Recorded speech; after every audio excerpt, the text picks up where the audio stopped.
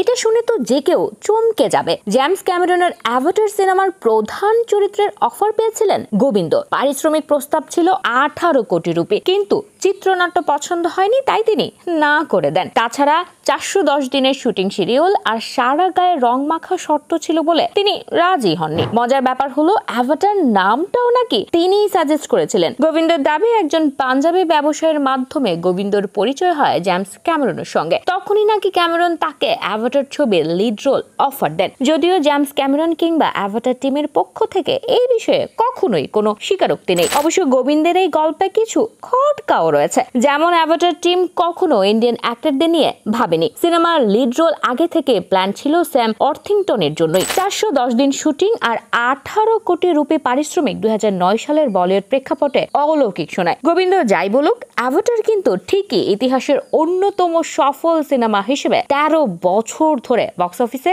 রাজত্ব করছে।